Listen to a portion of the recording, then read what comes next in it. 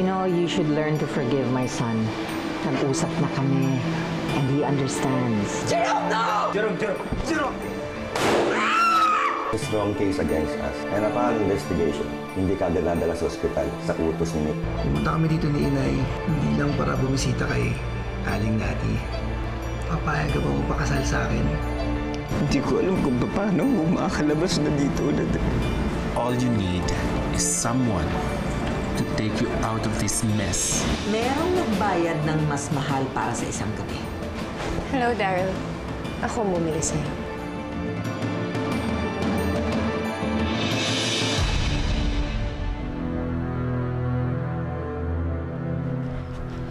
Nancy, nakita mo ba yung damit ng kapatid mo? Kanina ko pa hinahanap paborito pa naman ng damit yun. Baka magalit yun sa akin. Nay, Ano? Abay, gabi na tinan mo, hindi pa dumarating yung kapatid mo. Gagabihin na naman yun. Clarice Gardamon. Daryl? Larissa, ano pa ginagawa mo rito? Di ba tapos na sa atin lahat? Wala na tayong dapat mapag-usapan. Marami pa akong kailangan sabihin sa'yo, Daryl.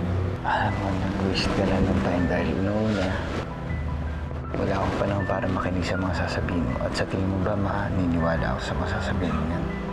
Hindi na ho dito nakatira si Clarissa. Hanggang ngayon ho, ba hindi niyo pa natatanggap yun? Ano ka bang bata ka? Siguro kaya mo sinasabi yan sa akin dahil nag-away na naman kayo magkapatid, ano? Kayo talaga mga bata kayo? Nancy! Nancy! Nancy! Nakuha ko na yung lisensya para sa kasal, oh. Sabi naman sa'yo, magagawa ng paraan ng kakilala ko sa munisipyo yung lisensya natin, eh. Wala ka naman ng choice. Bayad na ako. Magkano ba ang binayad ng babaeng ito, ha? Tatapatan ko. Daryl, it's your choice. Kasi papayag ako makipag-usap sa'yo. Pero pagkatapos ng tapos na, tsaka kung sakaling magbibigay ka ng pera, sorry, hindi ako tatanggap. Kahit magkano sa'yo. Enjoy, darling.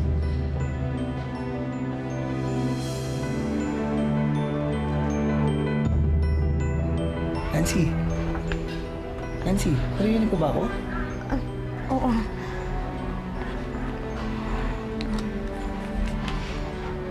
James, okay lang ba kung ipagpaliban muna natin yung kasal natin? Hanggang sa makasiguro lang ako na okay ang inay.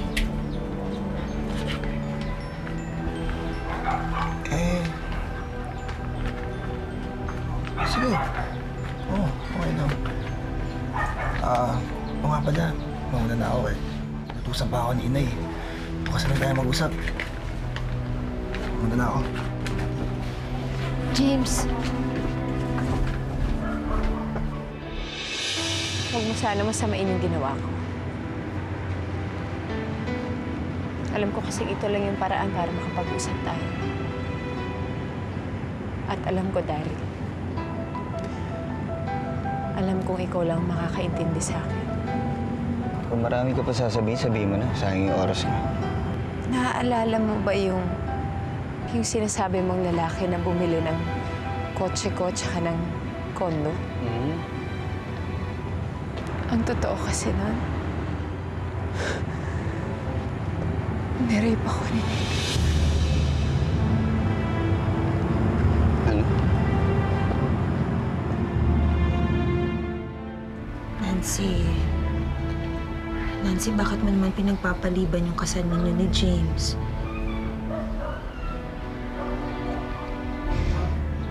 syempre na yun. Para naman ho mabantayan ko kayo. Hindi ho ako magiging masaya sa kasal ko kung hindi ako siguradong okay kayo. Anak, huwag akong intindihin mo. Wala akong sakit. Magaling na ako. Pero, Nay... Anak, gusto kitang maging masaya. Ako ang kauna-unahang taong matutuwa kapag nakita ko kayong nagpakasal sa lalong madaling panahon. Gusto ko ikasal na kayong dalawa at gusto ko nandun ako sa kasal ninyo nang makita naman kitang maganda at masaya. Huwag akong intindihin mo. Sige na.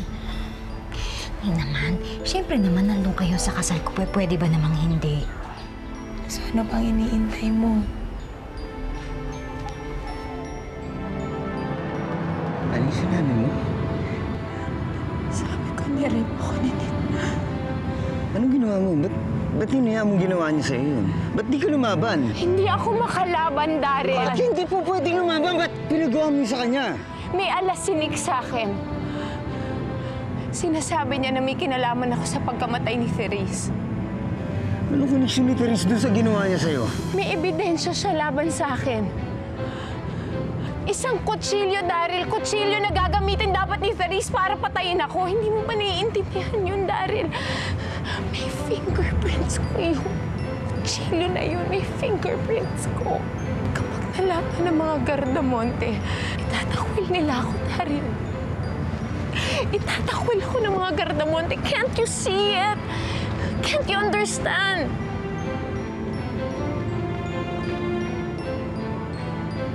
Hayop yung lalaking yun. Hanggang ngayon, binababoy ako ni Nick. Anong hanggang ngayon, Clarissa? Anong hanggang ngayon? Hindi mo sabihin, hindi ka pa rin lumalaban hanggang ngayon? Hinahayaan mong gawin niya sa'yo yun? Ha? Clarissa, sumagot ka.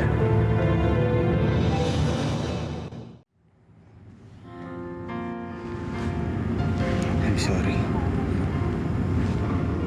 Kasalanan ko rin naman eh. Kasalanan ko. Diba, kung di sana kita iniwan, di sana mangyayari sa'yo yung ganyan. Nayip yung lalaki. Tawaran mo ako, Clarissa.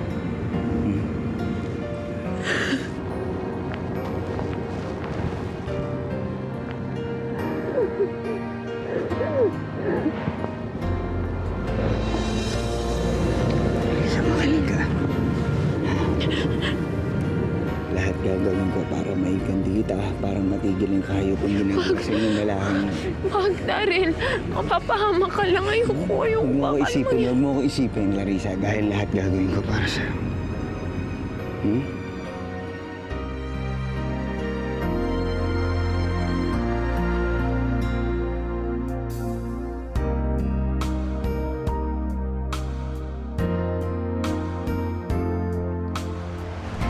So, okay ka na? Kailan tayo magkikita ulit? Siguro wag mo na ngayon. Tsaka kailangan natin mag-ingat, di ba? Walang pwedeng makaalam na nagkikita tayo, especially Nick. Look, Daryl, hindi mo na kailangan magtrabaho ng ganito. If you want, I can just provide you with everything. Ako nang bahala sa'yo.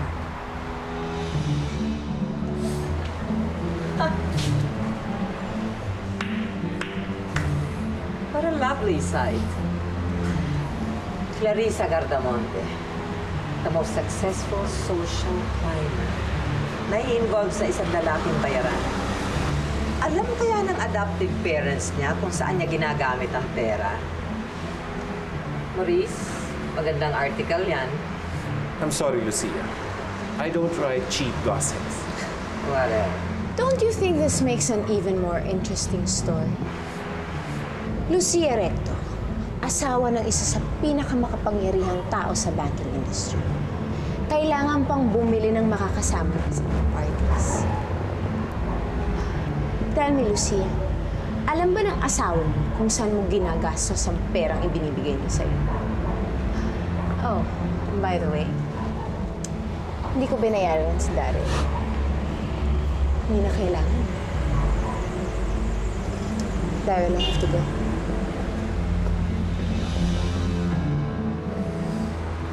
Come on, Daryl. Let's go inside. Tell me all about your day tonight. Good night, Lucia.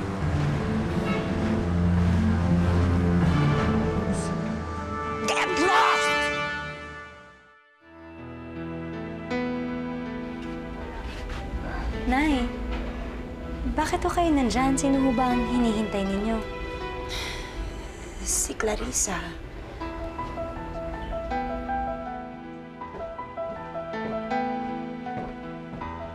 Nay? Doon ako muna ako sa labas. Anak, Bakit ngayon ka lang dumating? Nagtatambo ka ba sa akin, ha? Dahil hindi ko maiatras yung kasong isinampa ni Nancy laban sa mga Gardamonte? Gusto mo bang may gawan ako ng paraan yun? Nay, hindi ho. Nagkakamali kayo. Marami lang talaga akong inaasikaso ngayon. Marami akong kailangan ayusin. Tsaka, Nay, ano ka pa naman? Hindi ako nagpunta dito dahil dun sa demanda. Nagpunta ako dito dahil sa inyo. Gusto kong malaman kung ano ng kalagayan ninyo. Kamusta na ba kayo, Nay? Kamusta ang pakiramdam niyo? Anak talaga. Maraming salamat sa iyo.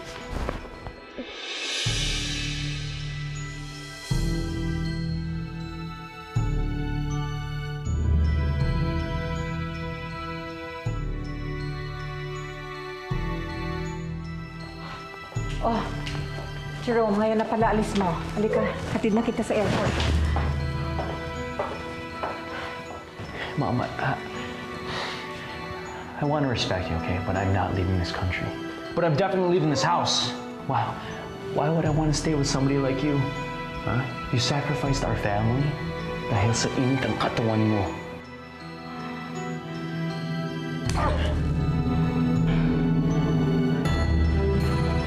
Jerome! Jerome!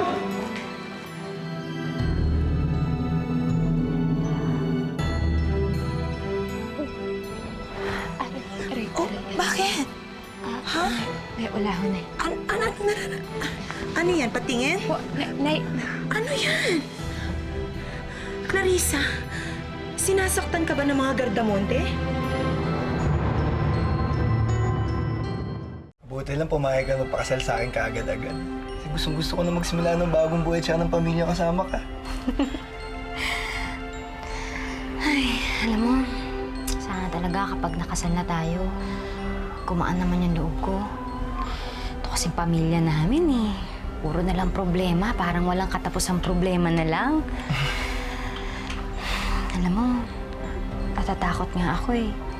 Kasi hanggang ngayon, hindi pa rin ako sigurado kung okay na si Inay kasi paiba-iba siya na kinikilos eh. James, sana naman hindi na ganito yung maging kapalaran ng bubuuin nating pamilya. Alam mo, hindi mo na kailangan suluhin lahat ng mga hirap na nararamdaman mo. Dito na ako. Akong dadamay sa'yo.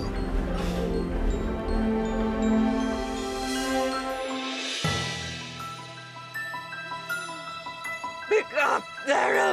Pick up!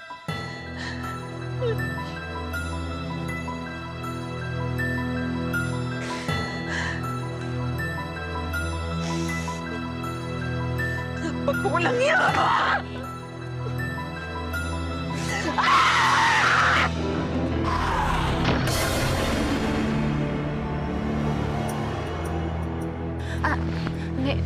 Nay, wala ho yan. Anak, magsabi ka sa akin ng totoo. Umaming ka. Sinasaktan ka ba ni Ralph? Nay, hindi ho. Nagkakamali kayo. Inaalagaan ako ni Ninong Ralph at saka Ninang Monina. Aksidente lang talaga ako. Naku, Clarissa, kilala kita. Sinasaktan ka na pero tinitiis mo pa ang lahat. Kailangan mo ba magtiis ng ganito para sa mga pangarap mo? Hindi ka pa ba masaya? Hindi mo ba nakukuha lahat ng mga gamit na gusto mo? Hindi pa, Nay. Hindi pa maayos ang lahat.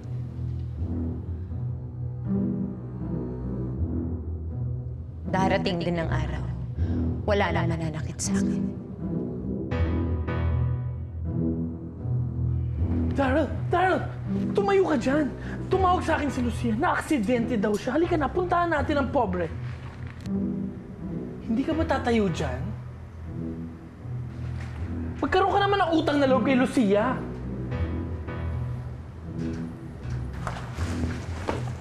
Ano utang na loob ang sinasabi mo?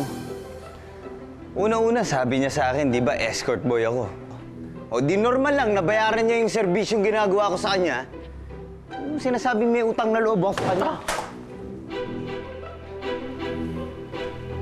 The nerve!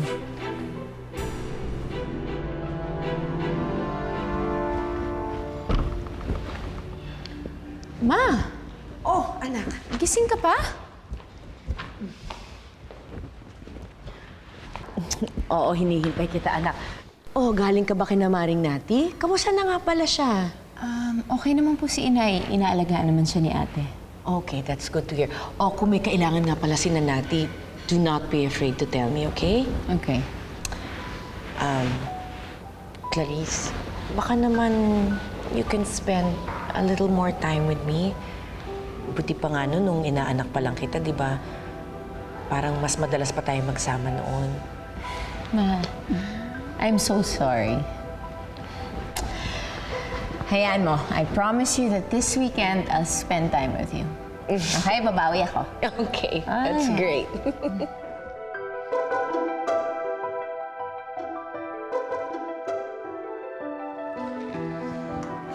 Hi, Lucia! What happened to you? Nasaan ang walang modong Daryl na yan? Nasaan? Flowers for you. Nasaan? Siyempre, hindi ko siya sinama. Eh, tingnan mo naman, baka takihin ka sa puso niya, Lucia. Eh, ngayon palang hina-high blood ka na. Bastos siya. Wala siyang utang na loob. Sino bang pinagmamalaki niya? Yang Clarissa Gardamonte na yan. Hindi ako tanga, Ozzy. I know they're having an affair. Sinabi ko na noon. Nakikiambon lang sa grasya ng mga Gardamonte ang Clarissa na yan. Wala siyang laban sa akin. I can destroy her. My, Lucia. Is Daryl really that good? I mean, parang na-obsess ka na ata sa kanya. You know me, Ozzy. I like buying and owning things. At pag bumili ako, bagay man o tao, I make sure they're mine. Otherwise, what's the point of buying people kung hindi mo rin sila pag-aari? So, are you with me? Or better yet, are you mine?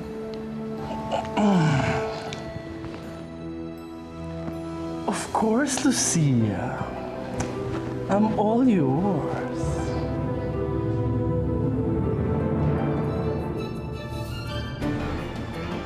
Diyos ko! Sunog! Sunog! Sunog, tulungan niyo ako! Diyos ko!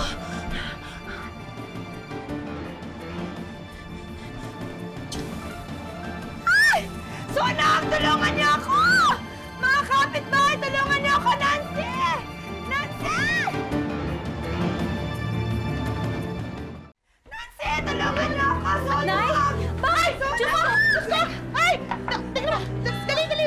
Ano yan? Ay! Nay! Diyos ko! Diyos ko, naiwan ka lang ba? Ano ba nangyayari sa'yo? Ano ba yan? Wala kasi sa loob ko na meron pala akong niluluto dito. Umalis muna ako sandali. Bumili ako ng dyaryo. Pagdating ko dito, may sunog na. Nay naman paano na yan? Hindi na ako pwede mag-absent sa trabaho ko. Sino na magbabantay sa inyo? Paano kung may nangyari sa inyo? Huwag ka naman magalit sa akin. Hindi ko naman sinasadya magkasunog dito eh. Nay! Nancy, ano ba talaga sabi ng doktor? Tungkol sa nanay mo? Umpisa nung na-aksidente yan, naging malilimutin na. Siguro, kaya siya nagkakaganyan dahil sa pangungulidahan niya kay Clarissa. Siguro nga. Diyos, tingnan mo naman. Ay, naku. Yaya, yung pasta, ayan na. Pakilabas na. Wow! Hi, Maka! Clarice, mukhang espesyal ito. Siyempre, ako nagluto niyan eh. Mabubusog ako nito. Definitely. Wow. Would you like to taste it? Yeah. Right. So what are your plans today? Sayang, I have to be out of town this weekend eh. Ikaw ma, ako. libre ako the whole day, so we can go shopping or do something. Yeah, why don't we go shopping? Matagal-tagal na rin tayo hindi nakakapunta kay Oz and I'm sure marami siyang bagong pieces ngayon. Sounds fun. O sige, enjoy yourselves, ha? Huwag niyo lang ubusin ang lahat ng laman ng shop ni Oz.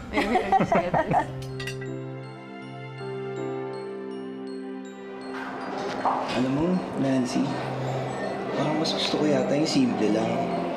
Parang tayong dalawa. Oo, kapag masyadong maganda, ma-hold up tayo. Ayun, mukhang maganda yun.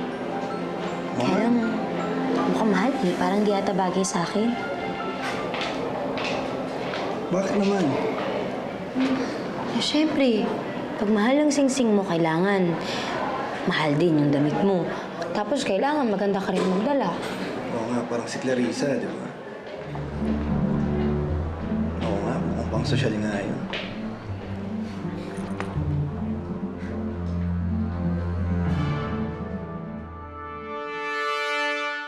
Hi, Ozzy!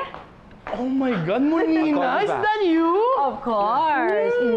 Welcome back!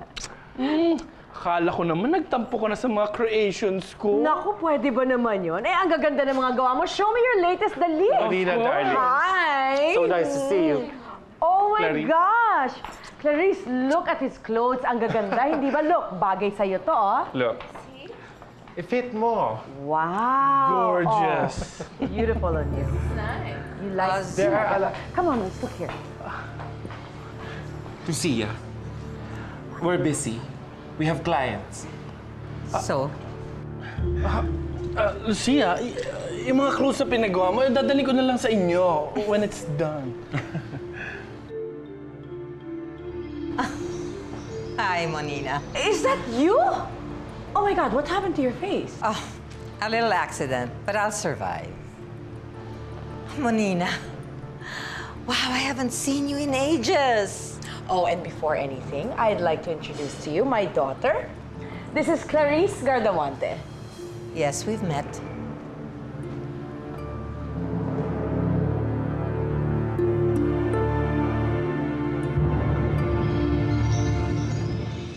Nancy, ano ba? Ano problema mo? Alam mo, James, sa totoo lang, hindi ko pa alam kung gusto ko pang ikasal sa'yo. Teka, saan na naman ang gagaling yan? Ayokong habang buhay mag-iisip ako kung sino ba talaga ang mahal mo. Kung ako ba o si Clarissa. Ano ba naman, Nancy? Ano ba gusto mong gawin ko? Hindi ko alam. Bigyan mo na lang ako ng panahon para makapag-isip.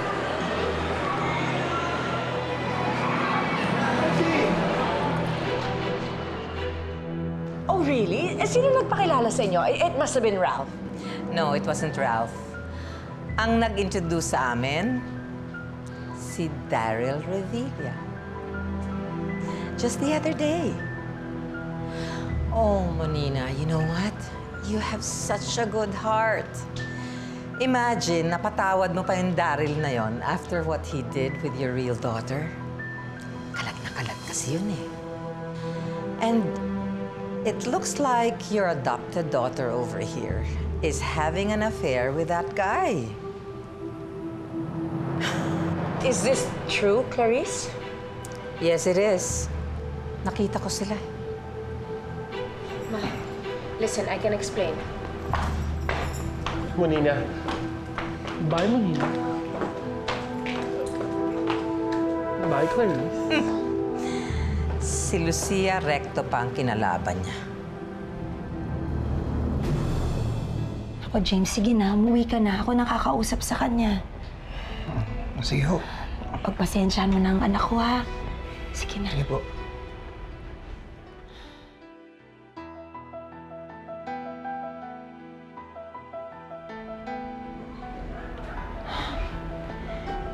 Pinauwi ko na muna.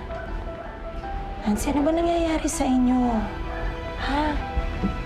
Eh, si James, hindi ka na niya maintindihan. Kung kailan ka pa ikakasal, saka pa kayo mag-aaway dalawa.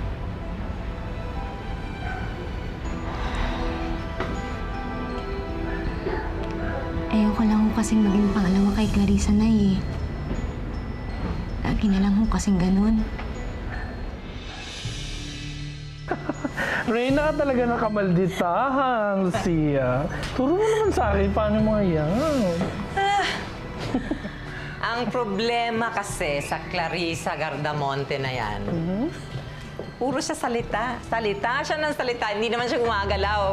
Look, naunahan tuloy siya. Ano yung narinig ko yung pangalan ni Clarissa Gardamonte? Bakit? Anong ginawa mo sa kanya? Daryl, you wouldn't believe ko anong ginawa ng babaeng yan kay Clarissa. Excuse me, Oz. I need to leave. Sumisikip ang shop. Sandali lang. Ano sabi yung ginawa mo kay Clarissa? Let's just say, mawawalan ka na ng sustento sa pinagmamalaki mong Gardamonte.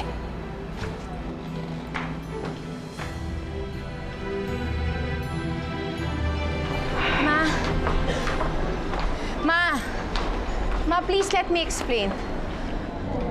Alam mo naman kung anong ginawa niya kay Therese, hindi ba, Clarissa? Kung bakit naman sa lahat ng lalaki pa, kay Daryl Revilla. I don't care kung ano ang past niyo na lalaki yon. Layuan mo siya. If not, I will be forced to disown you.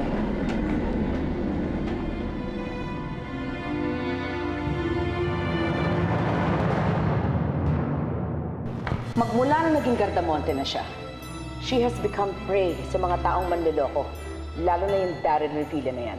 Ayokong mawalan uli ng anak na dahil sa Daryl Revilla na yan. Mapalad ako na meron akong isang anak na katulad mo. Pinagmamalaki ko na. Galing ka sa akin. Buong buhay mo, ikaw yung nag-aalaga sa akin. Kaya ngayon, panahon na para ikaw naman ang alagaan ni James. Bakit wala ako nakikita? Ano nangyayari? Bakit wala ako nakikita? Nakuha ko ng kaisa-isang ebidensya mo laban sa akin. Kaya wala ka na pinangahawakan ngayon.